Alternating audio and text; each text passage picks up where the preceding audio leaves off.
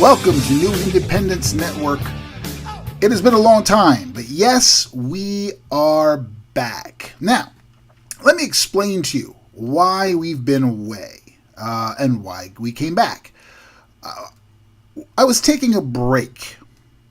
I wanted to sit back and see what was going to happen with Donald Trump as president. I wanted to see how the Democrats would handle the situation and how the establishment would handle Donald Trump.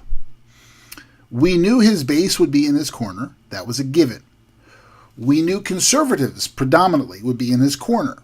That was a given. We also figured never-Trumpers were going to be never-Trumpers, but I wanted to see. And then I saw that he was being attacked endlessly, as expected, by the left-wing propaganda media. We knew they were going to. I had a feeling they were going to because I know liberals. I know the way they are. And it never stopped. It just kept on. It was relentless. But Donald Trump is Donald Trump. He is a different type of candidate, and he has come through unscathed. Every tactic they've used against Donald Trump has failed. Everything. And they use these tactics against any other establishment Republican in office. Any one of them. And they will cave. George W. Bush, for example, they went after him time and time again. He never fought back. For 6 years, or more than 6, but predominantly 6 years, they attacked Bush with venom in every way possible. And he never fought back. And that's what the cowardly right do. There's a cowardly right, the cowardly right establishment. They don't do anything. They sit back and they expect that the Democrats will be fair. Well, it's politics. It's fair. We have to work together. Democrats don't think like that. Remember back, there's a video we did, a audio cast, as we did earlier, that when I said don't trust the Democrats when they ask for unity. And after Trump won, there was like, oh, we have to have unity. We need to unify now. And they do that all the time. Obama sat there and said, we need to unify now and come together. We need to heal as a nation now. That's enough division over this divisive election. We need to heal as a union, as a country, as a people. They say this every time they lose. Every time they lose, they say the exact same thing. They want unity. Well, here's why they want unity. They pretend to want unity, or why they say they want unity. They pretend to want unity because they're trying to lull the Republicans into their false sense of security. Typical Republican fashion, Republicans always take the bait. The establishment always takes the bait because they're cowards. They are clearly cowards. Here's a great example of that. Did you ever hear the story, the fable about or parable about the scorpion, and I think it was the frog, where a scorpion is trying to cross a river and it can't make it across because it can't swim, and asks the frog if it could jump on its back and take it across the river, and the frog says, well, wait a minute. You're a scorpion. And he says, yeah, don't worry, you can trust me. I'm not going to, I want to, if I bite you, we both drown. And he's like, oh, well, that's a good point. So the frog says, get on my back. Takes him all the way across the river. They get across the river. The minute they're on dry land, the scorpion turns around and stings the frog. And as this frog is there starting to die, he looks at the scorpion and says, well, why did you do that? I just took you across the river. I helped you. And the scorpion looks at him and says, I'm a scorpion. That's what we do. They're Democrats. That's what they do. To some stretch, I kind of respect them a little for that. I can't believe I'm actually saying I respect the Democrats, but in a small way, I do, and here's why. Democrats do what Republicans should do. When Democrats have the bully pulpit, they usually force it down your throat. Even when they don't, they force it down your throat. Because you see, when they lose, like I said, they're conciliatory for a bit before they attack you. They want unity to lure you in. When they win, like Obama did, he says, quote, we won, you lost, get over it. That's it. Or, sorry, I won, because Obama never talks we. It's always I, because it's all about me, myself, and Obama, the narcissist in chief. I won, you lost, get over it. This is what he says to Republicans. Now, of course, they're going to cave. Oh, okay. Whatever you say. And that's the problem with Republicans in the establishment. They are cowards. And if they would just attack when they have the opportunity, so many amazing things will get done. Here's an example. We have a control of the House and the Senate and the executive branch, the White House, and the judiciary in Supreme Court. We have mandate. You talk mandate, this is mandate. The people have voted to give Republicans control. And they voted to put Trump in charge because they're tired of the same old, same old. That's what New Independence is really about. We're sick of the same old, same old. We need a new direction for the country. When the government abuses the power they're given and stops working for the people, it's time to change the government. That's what Donald Trump is. He's the start of that. He's the catalyst. Tea Party was the initial percolation of it. Okay? That started it. It was kind of the seeds. Trump was the bomb, man. Trump was the bomb. And now we've dropped the bomb, and now it's time to go in and do cleanup. We have to get rid of all the other establishment scum that are in there who are stopping Donald Trump from doing what he needs to do to make America great. They don't care. That's the whole point.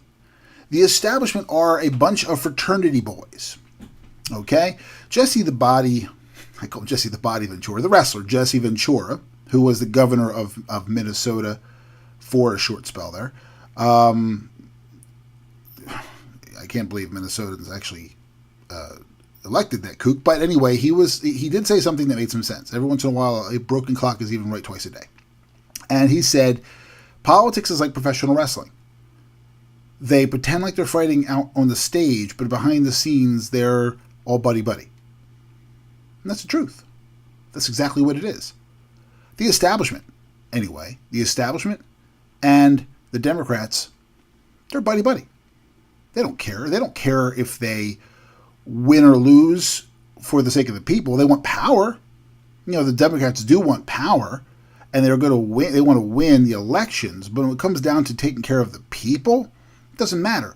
Republicans are happy. The establishment is happy if they just have the money. They were satisfied with actually resigning the chance of taking the presidency when they felt that Donald Trump wasn't going to win.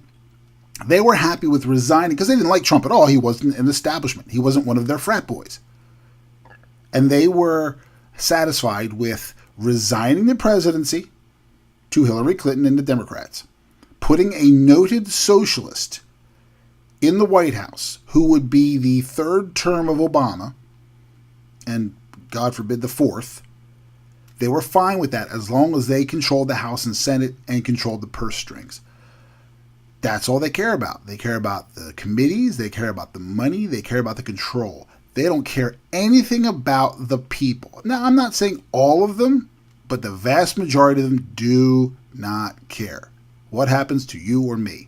You see, when they're making $175,000 a year in salary, and they have their gyms paid for, and they have their health care paid for, and they have they have cheaper postage, and they have their food taken care of, and they have nice places to live in Washington on our dime, because we're paying their salaries. What motivation is there for them to do anything great? When you're running a company, you have to create a product. You have to create profit. You have to maintain customer service, or you lose those customers. The Republicans don't care. The establishment doesn't care. They don't care if they lose customers. All they care about is enough customers to win the election. And all they do with that to get those customers is offer platitudes. They do nothing behind the scenes for 2 years. Then all of a sudden they come out and they make all these promises and try to get things done. And what they do to do that, they hide legislation inside other bills. They tack it on other bills so it can get passed. Say, defense spending. Well, we need to get defense spending approved. So they say, well, let's tack on this. I need a new park in my state. Or we need a new bridge built. Or we need a monument. Or we got to give money to the fire departments. And they'll say things like that. And most of it's platitudinous. It's just a short-term fix. So they piggyback that onto a big bill to get some money. And a lot of it ends up being kickback money to help their special interests. People who back them, lobbyists. And then they make their millions of dollars. Why do you think Senator Corker, just resigned?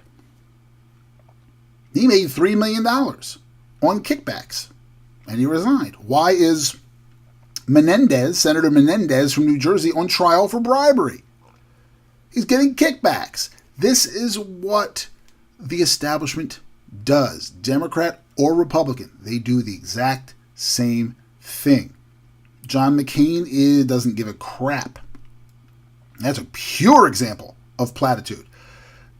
John McCain, I like to call him the coward John McCain, because everyone says he's so brave, he's a war hero. John McCain was a coward. And here's what I mean by that. Before you guys lose your minds, hold on. Let me put it in perspective. As a veteran, let me put this in perspective. John McCain's a coward because he was captured as a POW. Okay? Sure, I guess he was tortured from what we know, but when he left and was released by the Viet Cong, he looked very, very healthy. Meanwhile, the other POWs who were tortured just the same looked terrible. But the huge difference, besides just how they looked, was that John McCain gave up secrets to the Viet Cong, and the other POWs never broke. He gave it up. He caved. And he's been riding that wave of being a war hero all through his career. Well, here's the thing. You were a hero then, but what have you done for me lately? And much like in his cowardly sense, I can't say, what would you do if you were in prison? Or you don't know if you were tortured, what you say. Correct. But this is where the cowardly really comes into play. When you tell your people, your constituents, that you are going to vote down Obamacare, you're going to get rid of it, repeal it, and you tell them that, and you run on that platform, and you make that promise, and then you get elected for that very purpose, and twice now, you are the vote that stops Obamacare repeal and replace. Both times. That's cowardice. That is the same thing as giving away secrets about your country. You are turning your back on the people who voted for you. You're turning your back on your country by doing that. They put you in office for a reason. And you have spit in their faces. That's John McCain in a nutshell, though. He made the promises to his people, offered platitudes. Vote for me, and I'll make sure that we repeal and replace Obamacare. That's my first and only priority. And they go, yes, all right, let's vote McCain. And they vote McCain. And when he gets on the stage and the lights on him, he says, no, I can't. I'm going to vote it down. And now he's voting it down for a couple reasons. One, he's a scumbag establishment. Okay? He's a scumbag. Typical frat boy like the rest of them. Two, he hates Trump. Trump called him out. I didn't agree. Trump saying he doesn't respect people who are captured. Okay. People say, you said the same thing. You called him a coward. No, it's different. Trump said something just to stir him up, and that's what Trump does. I can't defend Trump for that. I thought that was kind of silly. But the fact of the matter is that McCain can't get over himself. He can't get over that. His ego is too big. And the problem that McCain has, like the rest of the establishment, I'm trying to keep myself calm here because this is something that's going to easily get me worked up. But the problem with McCain, like the rest of the establishment, is that he thinks he is above the fold. The establishment, establishmentarians, the elites, the elected officials, they think that they're better than everybody. They think they're better than all of us simply because we elected them to office. They're no better than we are. If they were out here in the real world trying to survive based specifically on day-to-day work and street smarts, they'd get destroyed. They'd get destroyed. But they played politics. They went the politics route. They took advantage of people who may not be as educated as they, or may not be as quick on the upswing as they. And they looked down on those same people. They pled to you to vote for them. Vote for me and I'll fix things. Vote for me and I'll give you money and we'll get you welfare, we'll get you health care. And then you do. You buy into their brand. You vote them in. We all do it. Most of us. And then they turn around and they crap all over us. And the reason they do that is because they say, look at these rubes, look at these rubes. They don't know what they're behind the scenes. They don't know what they're talking about. It's like frat boys. The best way to explain it. They are a fraternity. The entire Washington itself, the establishment is a fraternity. They are beholden to no one else but their donors, special interests, lobbyists, and themselves. That's it. The elite class is beholden to the elite class. They're like the mean frat in Animal House. The militant frat in the Animal House. They're like that. Everyone else is scum. Everyone else is beneath them. You know, they're the ones riding on the white horse while your faces are in the mud, or while you're mucking out the stalls. That's what they are. And it doesn't matter to them how much we suffer. It doesn't matter how little money we have. It doesn't matter how hard it is to make ends meet, because they never have to do it.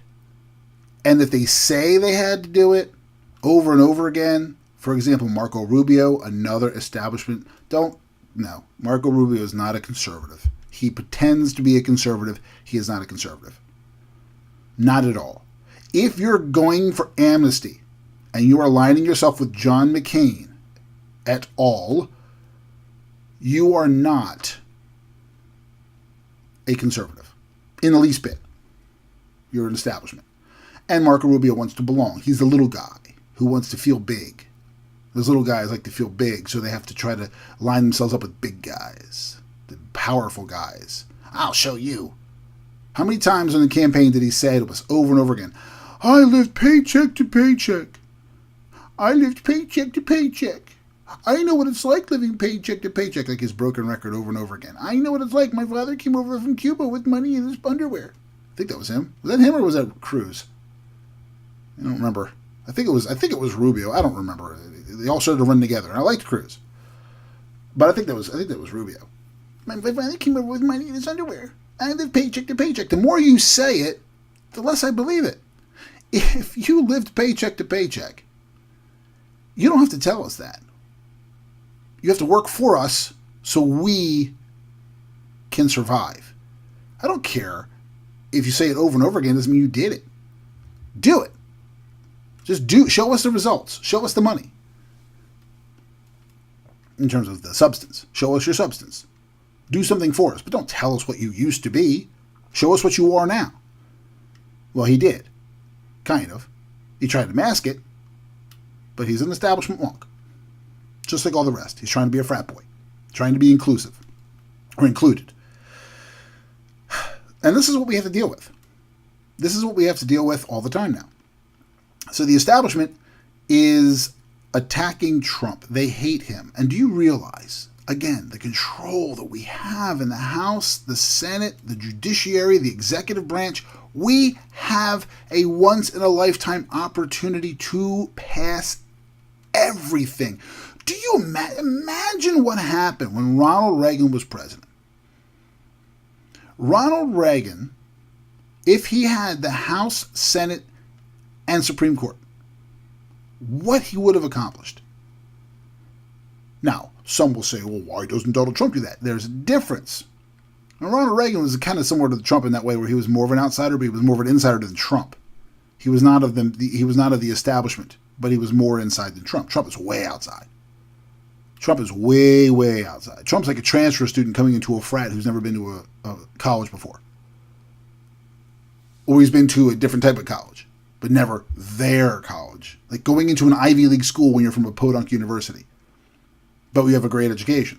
Doesn't matter. You're going to an Ivy League school. Now they don't consider you one of the elites. That's kind of how Trump is with them. They don't understand. He's self-made. Yeah, I know he borrowed money from his father. We all borrow money to start a business. No one does it from scratch. Everyone borrows something. But the fact of the matter is, Donald Trump is absolutely not a politician. I mean, he wasn't a politician at all. He's a businessman. Self-made billionaire. Turned $1 million into billions. And he's not one of the group. So they're not going to accept him at all. But that's a big problem because they're hurting the brand. The Republican brand is being irreparably damaged because they're not passing anything.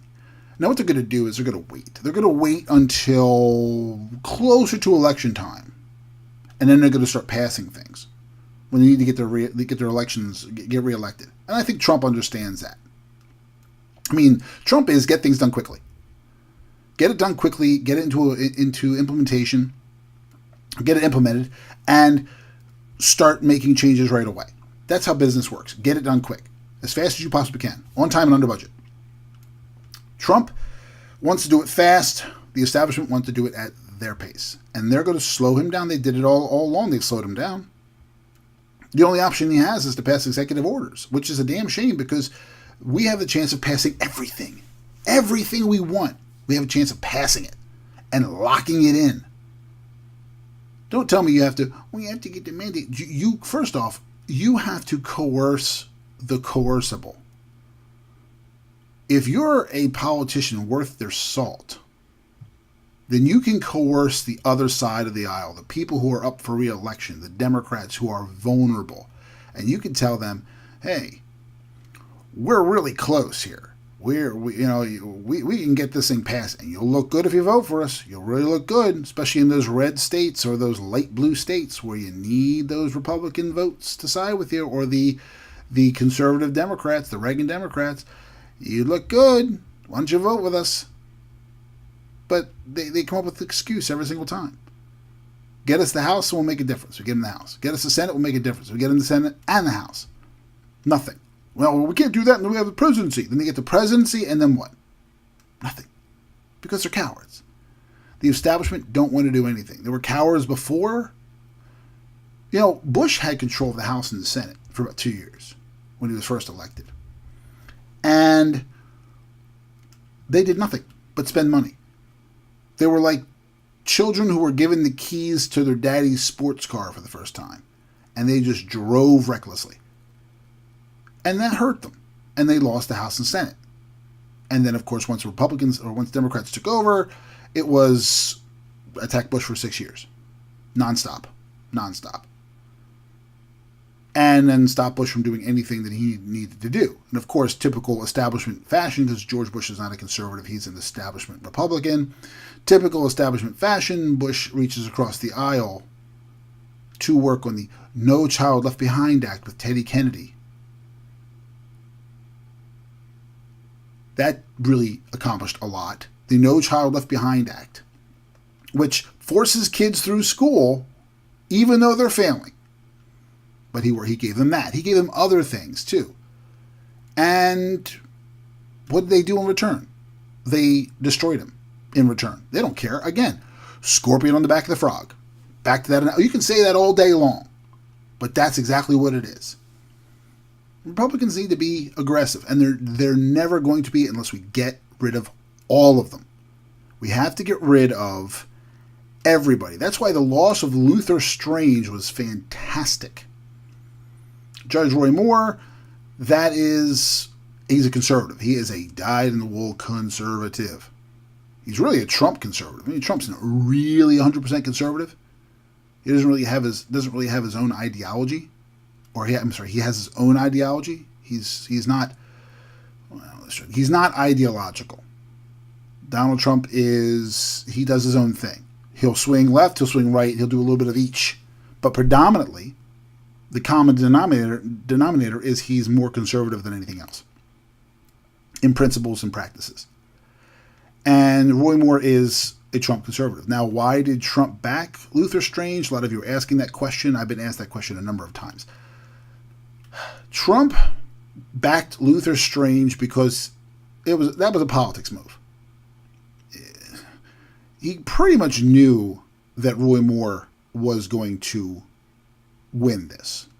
So it wasn't going to hurt him to back Luther Strange because it wasn't going to help Luther Strange enough. He knew the constituency down in Alabama. They were hard red, man. And they weren't going to vote for this establishment clown. They were going to vote for Moore, no questions asked. And Moore was way ahead in the polls. Every poll showed him up by a ton. And Trump only backed Luther Strange because he was trying to curry favor with Mitch McConnell. That's the only reason. Just to hopefully get Mitch McConnell to vote with him on some of the legislation he's trying to pass, and help give McConnell motivation to work for him to get this stuff passed. It's never going to happen anyway because McConnell's a scumbag, but that's why he did it. No matter what the media says now, this is a moratorium on Trump, man. Is people turning against him? No, they didn't. No, they didn't. It's just because he backed Strange, that was pure politics. And the media are so dumb they don't even comprehend it. The propaganda media are probably the dumbest people in the room. The difference is they think they're smart. The propaganda media, the left-wing media, they think that because they went to journalism school, that they understand everything. I'll tell you what, let me explain something to you. I actually went to school to study journalism. I did. I did it not to be a journalist, but to learn production, audio, video, writing. Just wanted to learn a little bit about that, get some experience, get behind the editing board and learn things. I had no desire to be a journalist, not one iota, because they're scum. And I couldn't see myself doing that. But aren't you a journalist now? I'm not a journalist now. I'm a commentator now. It's one of the things I do. So I know what journalists study in journalism school. And let me explain it. They learn nothing. They learn liberal propaganda, how to propagandize. I was at a teacher who was an absolute wacko liberal kook. And I kept writing papers, and there was some story with read a book or a paper or something, and then write an article, a paper about it. And I would write it, and I'd substantiate my argument with proof from the text that was more of a conservative viewpoint. This is a great lesson to the kids out here, if any kids are listening. The paper I wrote was, again, it defended my point with text from the document and confirmed my argument, right? And I kept getting bad grades. And I remember I was a young kid in college, and I called home, and I was like, I can't understand this. Called my mother. I said, I can't understand this. I said, I'm writing everything I need to write. I'm backing it up with facts, and I'm getting C's on my paper. And I don't ever get C's on papers. And my mother said, you got to play the game. Just get the grade. I'm like, but that goes against my principles. She goes, it's just college. It doesn't mean anything. You're not compromising your principles. You're playing the game to get the grade. Just get the grade and get out. I said, okay. So I went through and I gave her what she wanted to hear, even though I didn't believe it. And that told me everything I needed to know about journalists and what they're taught and what they believe. They don't care if you have facts. They don't care if you back up your argument with facts to support your point of view. They only care if you cater to their beliefs. They force that to us every day. And most of the time I just tune them out. I had a teacher one time in an ethics class, media ethics. There's a contradiction in terms. And the teacher said, they were talking the military, they talked to My Lai massacre. I don't know how the ethics of that, or I don't know how, I don't remember the whole story, but the whole reason for it. But he was talking about that, and he mentioned the Marines, and he said the Marines this is what the media thinks. Trust me, this is what they think. The Marines and military, they're just automatons, they're just robots, and they tell them to do something, and they just do it. They say dig that hole, and they'll dig that hole, and they say fill it in, and then they'll fill it in, and they dig another hole over here, and yes sir, and they'll run over and they'll dig the hole, and then they'll fill it in whenever he tells them to, and they'll do whatever they tell them to do, and they follow blindly. And he tried to use that as a defense of the My Lai massacre. Not a defense of, but an explanation for. And I said, I got up, because also a veteran. I served after college. But I went up, I had been in the military school before that. And until I realized I wanted to get into production. And I walked up to the professor and I said, have you ever served? He said, no. Little Weasley, bookworm, nobody, No, I never served. I said, okay. I said, well, then you don't know what you're talking about. You are misrepresenting the military entirely. We are told if there is an order we are given that is unethical to what we've learned as soldiers, to the law, the UCMJ, that we are within our rights to oppose that law or that order. We're within our rights to oppose that order.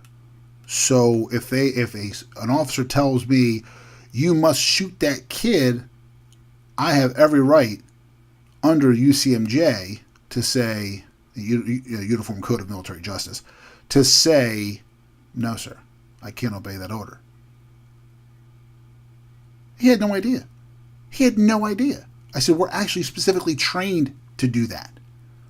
We're trained and taught not to obey unethical orders. He didn't care. He didn't know. This is what I mean. Liberals are so dumb. The journalists specifically are some of the dumbest people you'll ever meet in your life. They don't understand the Constitution. They don't understand the laws of the country. They don't understand the military. They don't understand the social structure. They just don't. Everything they understand is much like the establishment. Everything they understand is within their walls of journalism. I'm not saying all of them are like that. I'm talking about your mainstream liberal journalists. They are the dumbest, and they think they're so smart, and they're not smart at all. No matter who they are, they're morons. Even their commentators are pretty dumb. I mean, you listen to Rachel Maddow for 5 minutes and you tell me she's not an idiot. But this is what we have. These people are who are teaching us, teaching the masses about policy, about the government, which is why Donald Trump has been incredibly effective, and they don't like it. Because Trump uses Twitter. People say, I don't like he uses Twitter. It's unpresidential. This is a different time, folks. This is a different time. Desperate times call for desperate measures. If the media is not going to report your news, any positive news about Republicans, then it's up to the Republican president and Republicans in general to report the positive news.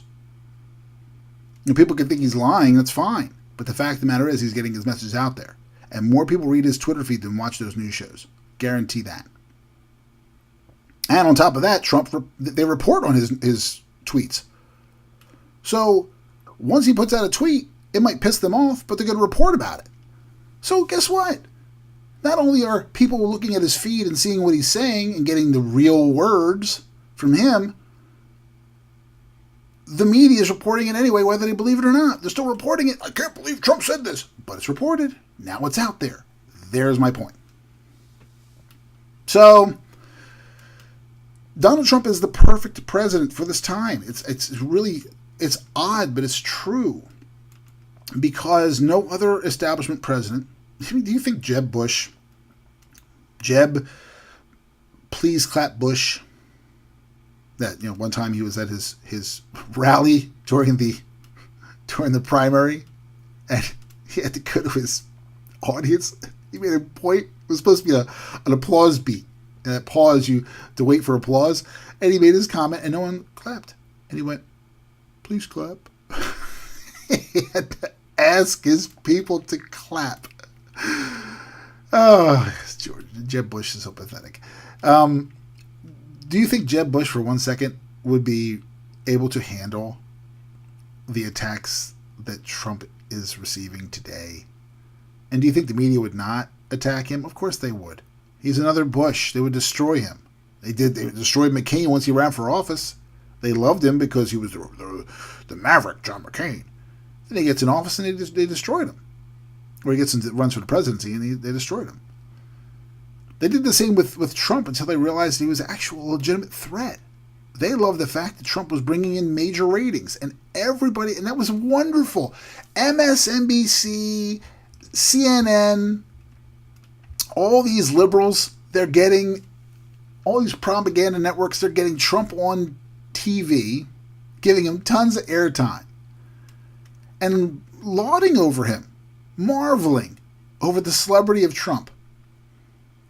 Until they realized that, holy crap, this guy can actually get the nomination. And then the minute he got the nomination, they had to flip and say, well, wait a second.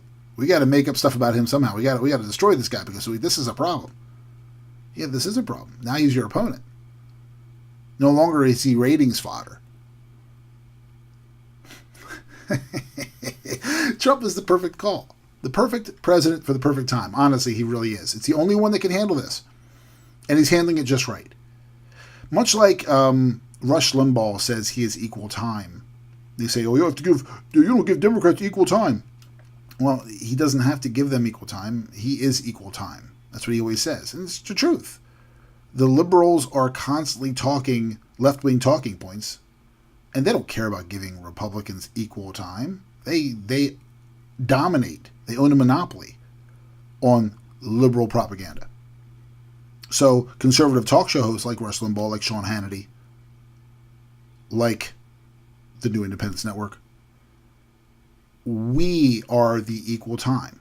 And Donald Trump is also the equal time. He is getting the message out there. He is creating his own counter propaganda to theirs, telling the true story that they won't tell. And they're dumb enough to keep reporting it, which I love. So Trump was constantly getting attacked. And back to my original point of the entire audio cast here, I got tired of it.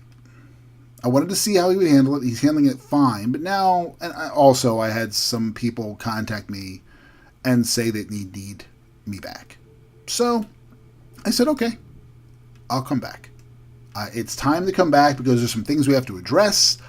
I still have to address the kneeling for the national anthem crap that's going on in the NFL. That's a big issue. I know a lot of people talk about it, but I have some other interesting points to talk about there.